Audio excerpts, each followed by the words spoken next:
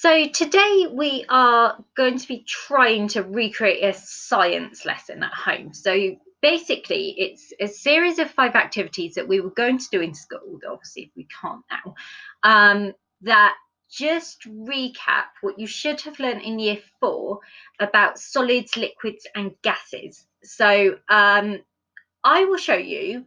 Do as many activities as you can or you want to. There's 5. I mean, obviously, if you haven't got things in the house that you will need for each one, you could just skip that and go over that. That's absolutely fine. So let me just show you from here. Okay. So it's all about changes of state. So 5 activities. So the first one is called Guess What's in the Tin. So what you'll need to do is, if you have any tins in the house, particularly some unwanted tins, get your mum or dad to find you 2 or 3. So yucky stuff like chickpeas and lentils, you know, the stuff that everyone has in their cupboard but no one uses or no one knows what to do with. And what I want them to do is remove the labels, because you're going to guess what's inside. So obviously you will need to give the tin a little shake, see what you can hear, and see if you can guess what's in each tin. And the main thing that we're looking for is what's in the tin a solid, a liquid, or a gas? And why do you think that? And what you know about solids, liquids, and gases to help you decide. So that's your first activity if you have any kind of random tins in the house. Next activity. Okay, my favourite, gloop.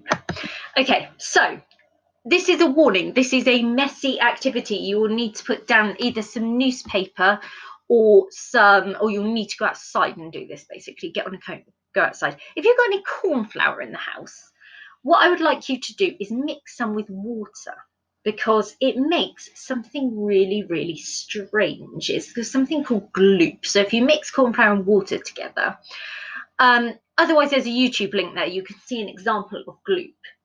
But I'm a bit puzzled. Gloop to me feels like it's both a solid and a liquid, because obviously corn flour and water, you put it together, is very solid. But the cool thing about gloop is when you pick it up, it runs through your hands and it becomes a liquid. So can you say if you think if gloop is a solid or a liquid and why you've made that choice? So that is your second activity. Everyone should be able to do this one, because obviously if you can't physically make the gloop yourself, there is a YouTube video there.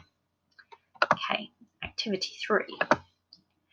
It's called What Will Happen. So you just have to imagine these things. So I want you to think about some food. So I want you to think about a bread dough mix. I want you to think about jelly. I want you to think about ice. I want you to think about an egg. And I want you to think about some sugar. And I want you to just kind of sketch out a little table that says what you think will happen if you heat each food. And we're going to imagine that we can heat it very, very, very hot. So not just a conventional oven. I mean a bit hotter than that.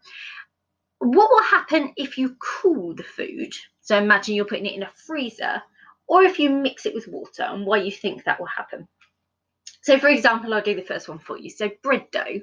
Well, I think if I heat the bread dough, if I put it into an oven, it will rise and cook and become bread. So that's what I think will happen. I think if I put it in the freezer, it might freeze, it might go quite solid. And I think if I mixed it with water, I would probably just ruin it, because you obviously have to add lots of water. I don't think anything would happen. But I do think that if I put jelly cubes in hot water, something different would happen. So just something to have a think about. You don't physically have to do each experiment, obviously, but just have a think about what might happen to those different foods. Okay, thermometer. If you have a thermometer in the house, fantastic. If not, just skip over this. You're either going to hold a thermometer, so like one that's like there, the picture of that one, so like an old-fashioned one, to your forehead for a minute. Or you can take your temperature if you've got one of those like gun things that you kind of zap, and record your temperature. And repeat for as many people as you can find in your house. What you're going to look for is who in the group recorded the hottest temperature. And I would like you to go onto Google and find out what's normal human body temperature. So everyone can at least do that bit of the activity, even if you don't have a thermometer in the house. And then finally, we've got the water cycle. So obviously I don't know how much of this that you did in year 4.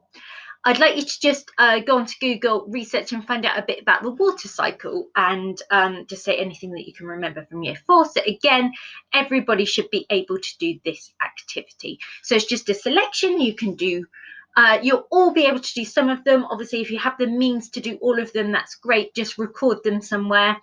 And then we are going to move on and find out about some different materials and properties of those materials next week.